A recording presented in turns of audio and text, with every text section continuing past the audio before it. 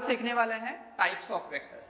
तो types of vectors तो बहुत है, मतलब 10-12 टाइप्स हम लोग आज पढ़ने वाले हैं, राइट। एंड उसके कुछ एग्जांपल्स भी ले लेंगे, इन the form of numerical examples भी ले लेंगे। तो सबसे पहला टाइप आता है, पहला टाइप हम लोग सीखेंगे कि भाई जीरो वेक्टर। जीरो वेक्टर वो होता है कि जिसका मैग्नीट्यूड जीरो होता है। मैग्नीट्यूड क्या होता है? जीरो होता है, ठीक है। तो मैग्नीट्यूड जीरो है तो डायरेक्शन नहीं है क्या? हाँ, डायरेक्शन जरूर है। फॉर एग्जांपल देख लो कि मैंने अगर time t is equal to zero पे ये पोजीशन रखा है, ओरिजिन इज दिस, ठीक है, right, origin is this and I am facing towards camera, right. Then I can say that कि मेरा डायरेक्शन कैमरा की तरफ है and time t is equal to 1 पे भी मेरा डायरेक्शन कैमरा की तरफ ही है एंड मेरा मैग्नीट्यूड तो सेम रहेगा। मतलब वो magnitude minus initial magnitude, final value minus initial value, मेरा डिस्प्लेसमेंट क्या होगा?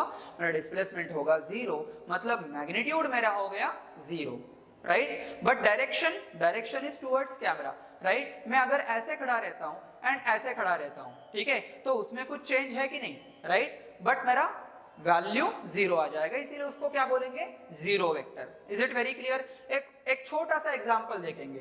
देख लो, एक फोर्स इधर जा रहा है, ठीक है, एंड दूसरा फोर्स इधर जा रहा है, ठीक है। F का वैल्यू, ये F1 का वैल्यू कितना है? F, ठीक है। या हम लोग ले लेते हैं actual value, let's say 10 Newton, ठीक है। F1 का वैल्यू कितना है? 10 न्यूटन एंड ये इस तरफ जा रहा है। F2 का वैल्यू कितना है? 10 न्यूटन, सेम वैल्यू है बट वो इस तरफ जा रहा है। But force is a vector quantity, right. इन दोनों का मैं एडिशन कर दूंगा तो ये इस तरफ जा रहा है एंड ये इस तरफ जा रहा है, दोनों को ऐड किया तो आंसर आ जाएगा जीरो, बराबर। So will get that F net is equal to zero. F net is equal to zero, but that is in terms of magnitude. If I am talking in terms of vector, then I will say that F net vector that will be equal to zero vector. This is nothing but the representation of zero vector, where we will tell that this is nothing but zero and ऊपर माथे पे vector वाला मुकुट that shows that this is a vector quantity, ठीक है।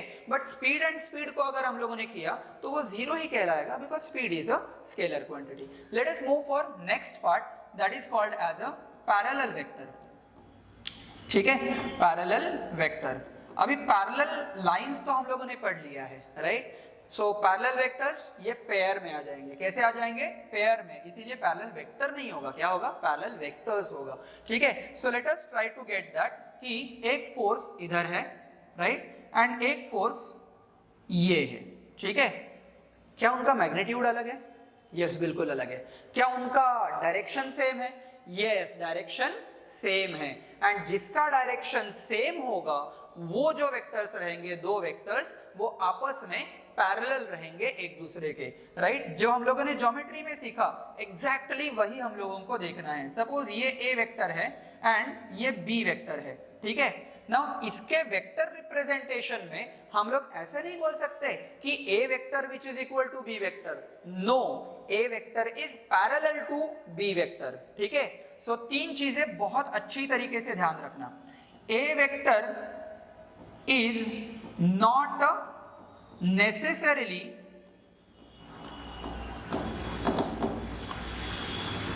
equal to B vector। मैंने sentence क्या लिखा है? A is not necessarily equal to B vector। इसका मतलब है इक्वल होंगे तो भी चलेगा एंड इक्वल नहीं रहेंगे तो भी चलेगा। So magnitude is not a constraint, okay. But constraint क्या है? I can say that A cap which gives you direction, बराबर, ये यूनिट वेक्टर है and that gives you direction. A cap which should be equal to B cap, that is the representation for your parallel vector. Parallel कोई भी parallel vector रहेंगे तो उनका unit vector same रहेगा, जो आपको दर्शाता है कि दोनों वेक्टर एक ही डायरेक्शन में जा रहे हैं। कौन से भी डायरेक्शन हो, ऐसे हो, ऐसे हो, ऐसे हो, कोई भी डायरेक्शन अगर सेम होगा तो मैं बोलूंगा कि दीज आर पैरेलल वेक्टर्स। और एक वेक्टर आता है, हम लोग ट्राई करेंगे कि इसके ही जैसा तीसरा वेक्टर है, that is called as a equal vectors. Equal vectors, okay. दो वेक्टर इक्वल होने के लिए अभी मैग्नीट्यूड का भी कंस्ट्रेंट आ जाएगा। पहला कंस्ट्रेंट है कि मैग्नीट्यूड शुड बी इक्वल, मतलब जो लेंथ ऑफ वेक्टर होगा वो भी क्या होगा, सेम होगा, एंड डायरेक्शन ऑफ वेक्टर वो भी सेम होगा। सो आई कैन से कि इधर से मुझे ये समझ में आ जाएगा, इधर से इधर तक मैंने एक वेक्टर फॉर्म किया है एंड सेम इधर से इधर तक वेक्टर फॉर्म किया है, वो दोनों पैरेलल भी है एंड उनका मैग्नीट्यूड भी सेम है।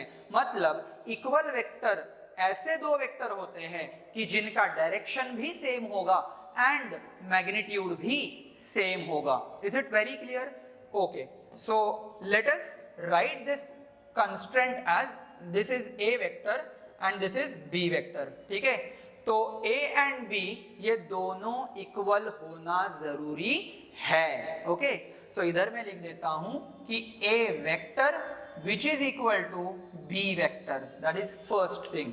सेकेंड थिंग, उनका मैग्नीट्यूड भी इक्वल होना ही चाहिए, तो दोनों का मैग्नीट्यूड भी इक्वल है, राइट। तीसरा पार्ट है कि ये दोनों का डायरेक्शन भी सेम होना चाहिए, so I can say that a cap which is equal to b cap, मतलब दोनों का यूनिट वेक्टर भी सेम है। तो इक्वल वेक्टर्स ये पैरेलल वेक्टर हो सकते हैं, बट सारे के सारे पैरेलल वेक्टर्स इक्वल वेक्टर नहीं होंगे। ठीक है, कळतंय तुम्हाला? थोडासा मराठीतून सांगतो, सगळे पॅरलल वेक्टर्स इक्वल वेक्टर होतीलच असं नाही, पण सगळे इक्वल वेक्टर्स हे पॅरलल वेक्टर असतीलच। Okay, so we will make a note, we will highlight this note कि all equal vectors are parallel, but all parallel vectors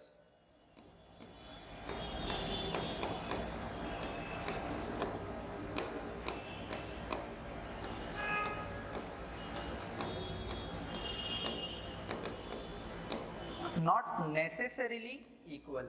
okay, तो दो पैरेलल वेक्टर है, इसका मतलब सिर्फ उनका मैग्नीट्यूड सेम होगा नहीं होगा उससे कोई मतलब नहीं है, बट डायरेक्शन सेम होना चाहिए एंड इक्वल वेक्टर के लिए सब सेम होना चाहिए। ठीक है, आ जाते हैं नेक्स्ट पार्ट पे।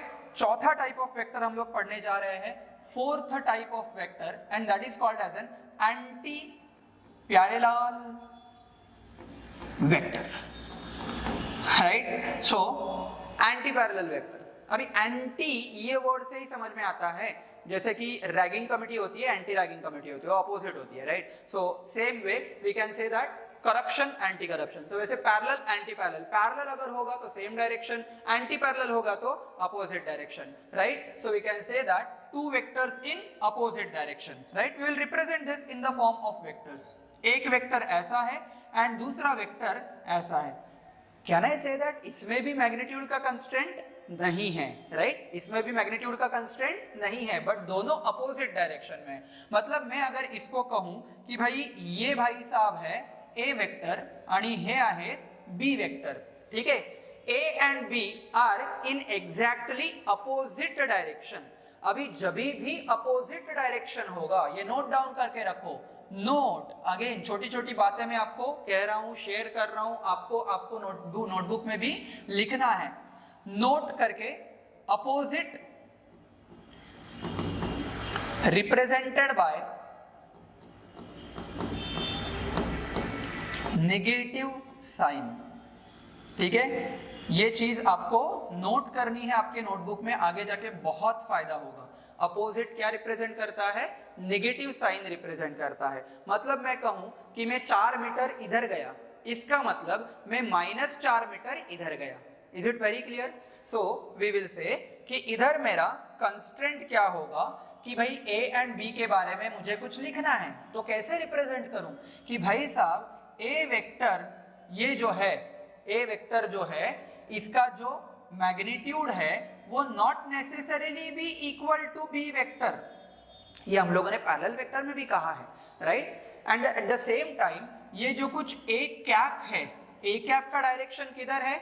मेरे लेफ्ट हैंड साइड में, एंड बी कैप का डायरेक्शन किधर है, मेरे राइट हैंड साइड में. So I can say that कि right is nothing but minus of left, right. So we can say that कि A cap which is equal to minus of B cap. ठीक है, दोनों का जो direction है वो एग्जैक्टली अपोजिट है, मतलब 180 डिग्री डायरेक्शन में है. सो इसको हम लोग बोलेंगे एंटी पैरेलल वेक्टर्स. ठीक है, अपोजिट टू ईच अदर. ठीक है, सो इधर मैं लिख देता हूं opposite to each other, opposite to each other, दोनों एक दूसरे से अपोजिट है. ठीक है, जरा आपण म्हणतो 36 चा आकडा.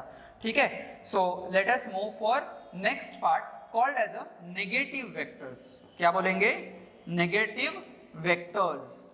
अभी देख लो कि parallel vectors and equal vector में जो कुछ अलग था, यही एग्जैक्टली अलगपन इधर anti parallel vector and negative vector में आपको दिखाई देगा.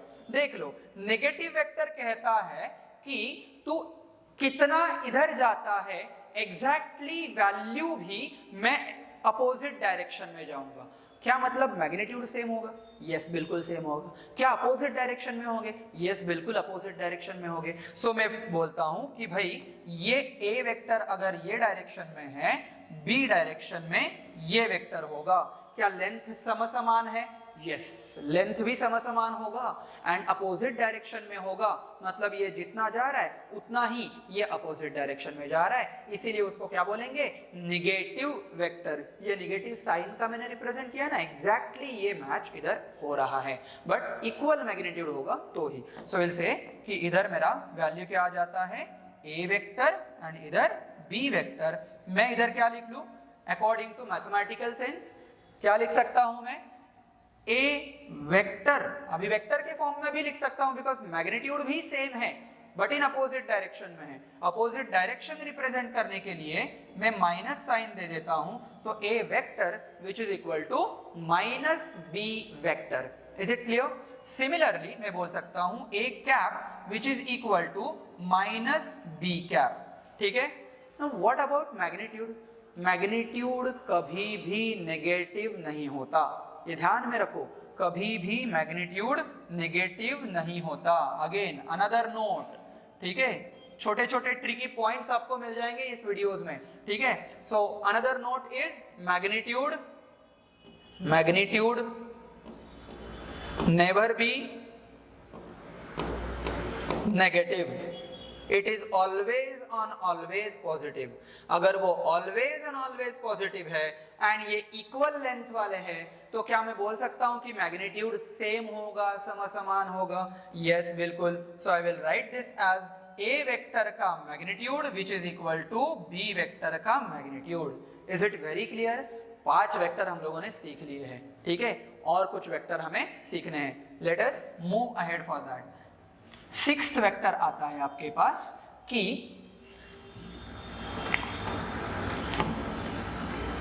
Coplanar vector.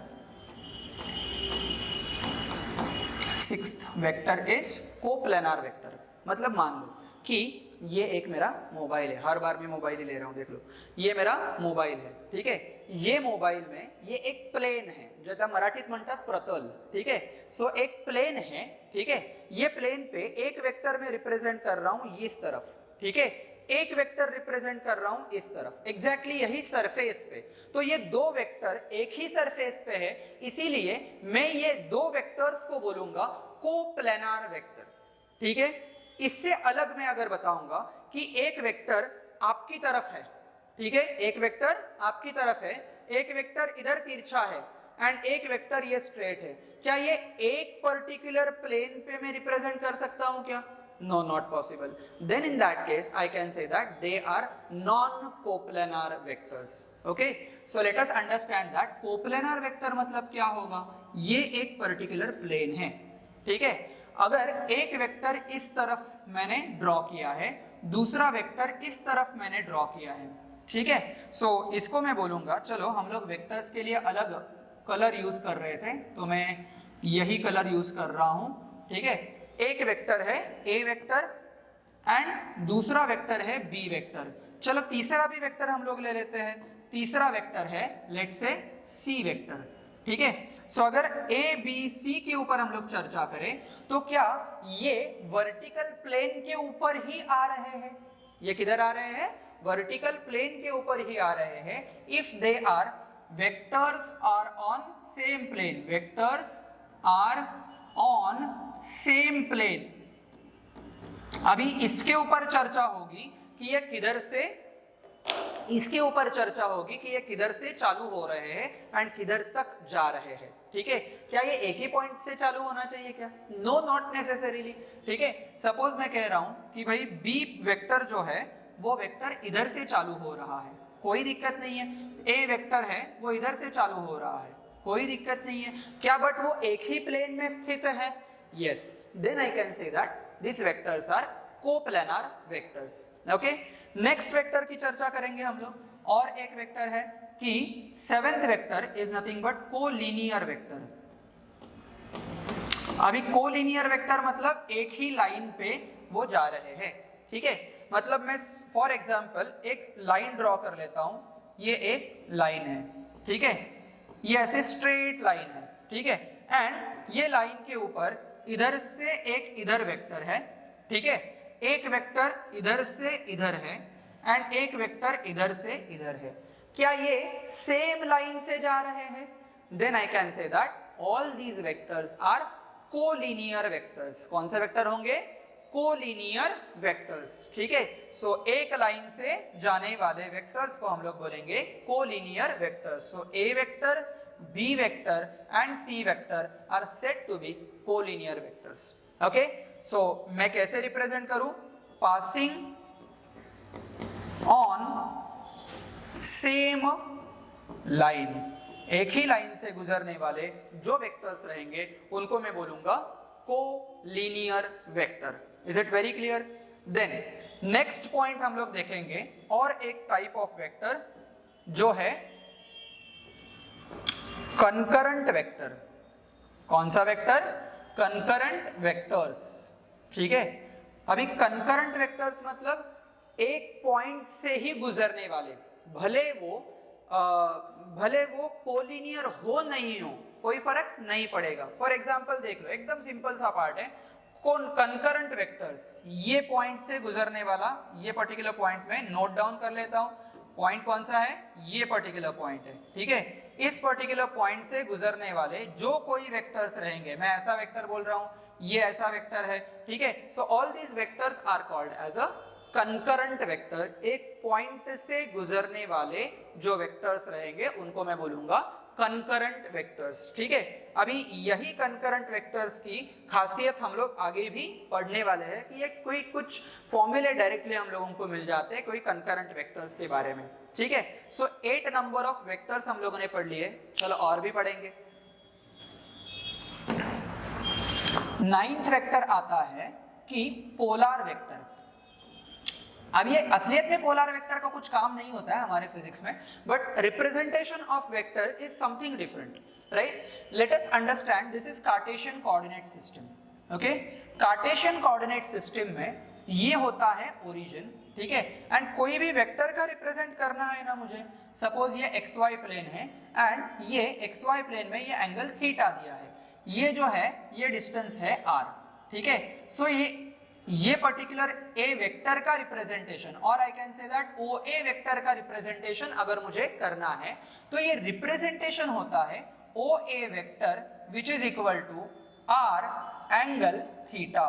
This is nothing but the representation of that polar system. इसको ही हम लोग बोल सकते हैं कि this is nothing but r into cos theta i cap plus r into sin theta j cap. This I and j are unit vector that we will learn little later, okay, but by the time just understand that this polar vector is nothing but having some different representation, nothing more than that, okay, and they are arise from origin part here, okay. So let us understand next part.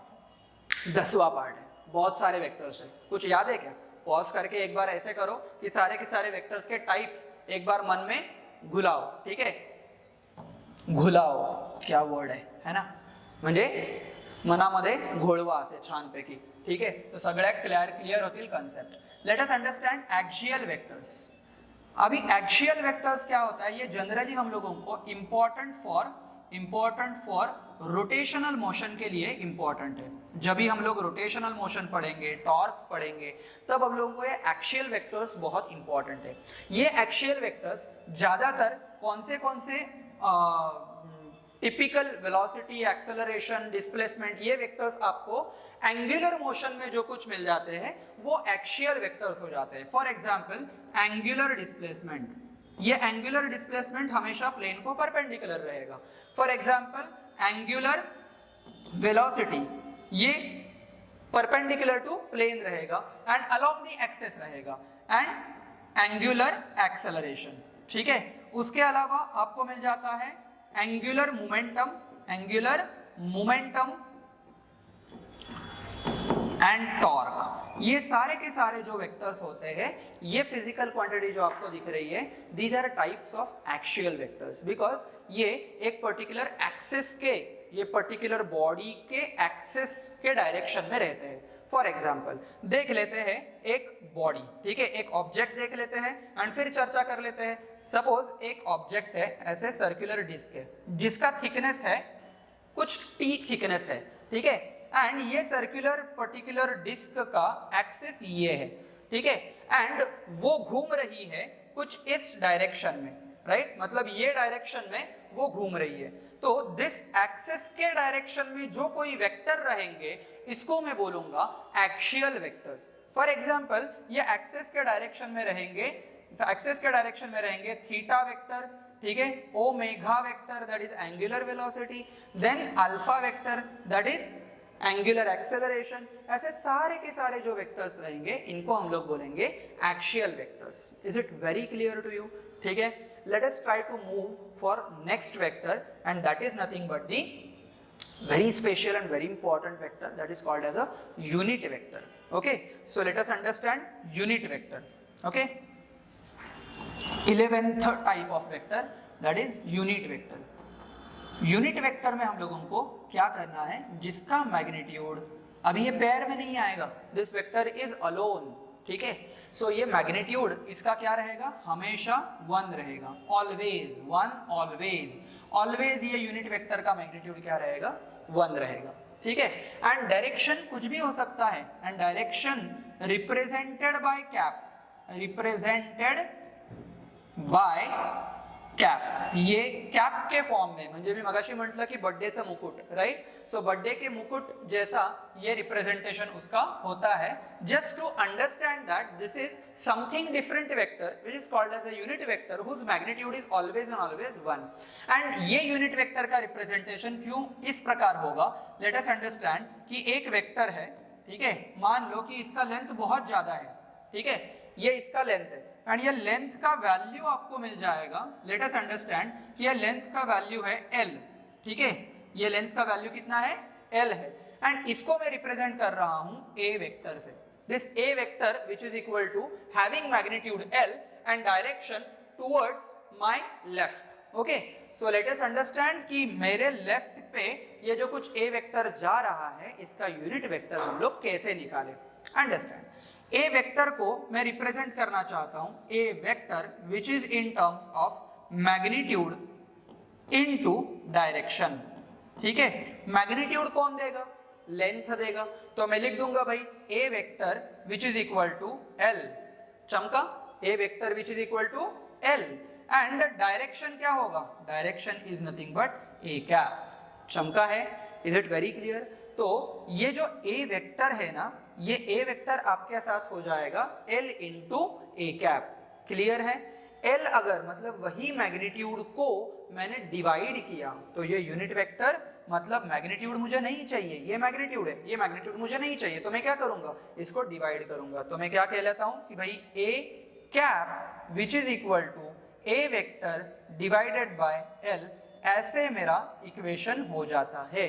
Is it very clear? Very simple to understand. पहले बात तो A vector ये है L into A cap, cap क्यों, unit vector direction represent करता है, तो unit vector कैसे रिप्रेजेंट करे कि A vector divided by L। हम लोग एग्जांपल्स के साथ साथ हम लोग डील करेंगे, ठीक है। सो फॉर एग्जांपल ये पर्टिकुलर एग्जांपल फिर से फोर्स का ही ले लेंगे, ठीक है। फोर्स ऑफ मैग्नीट्यूड 10 न्यूटन, ठीक है, मेरे पास फोर्स ऑफ मैग्नीट्यूड है 10 न्यूटन एंड ये कुछ इस प्रकार जा रहा है जिसका वैल्यू है 10, ओके। तो मुझे ये फोर्स वेक्टर रिप्रेजेंट करने के लिए F vector which is equal to 10 into मैं लिखूंगा F cap is nothing but again what, unit vector, ठीक है। तो ये है यूनिट वेक्टर, तो मैं क्या लिख दूंगा, F कैप क्या होगा, F कैप मतलब होगा F वेक्टर डिवाइडेड बाय 10, ठीक है। तो F के पास कितना माल है, 10 न्यूटन इतना माल है, तो मुझे चाहिए 1 न्यूटन इतना माल। तो आई can say that graphical manner में ऐसे बोलूंगा कि ये 10 है ना, तो ये इतना जो होगा सेम डायरेक्शन में ये होगा F कैप, चमका है अच्छे से बट डायरेक्शन रिप्रेजेंट कर रहा है भाई, मैग्नीट्यूड हमेशा 1 रहेगा, तो उसको कितने से भी मल्टीप्लाई करो वो आपका डायरेक्शन कायम रहेगा, सिर्फ मैग्नीट्यूड चेंज करते जाएगा, राइट। जैसे कि हम लोग हार्डवेयर के दुकान में जाते हैं एंड बोलते हैं कि मुझे ना 10 मीटर वायर चाहिए, तो सबसे पहले हम लोग क्या पूछ लेते हैं हार्डवेयर वाले को कि भाई रेट क्या है, 1 मीटर के लिए रेट क्या है। तो सपोज वो बोलता है कि 5 रुपए पर मीटर, तो हम लोगों को मालूम रहता है कि मुझे 10 मीटर का वायर लेना है तो मुझे कितने पैसे खर्च करने पड़ेंगे, right. The same way here we are using for unit vector. तो यूनिट वेक्टर सिर्फ डायरेक्शन दे देता है, आगे मैग्नीट्यूड आपको ऐड करना है तो आप ऐड कर दो, ठीक है। So this is the representation of unit vector. बहुत सारा और चीज हम लोगों को अगले वीडियोस में देखना है, examples, then resolution, then addition, subtraction, multiplication. So stay tune for that, मिलेंगे नेक्स्ट वीडियो में।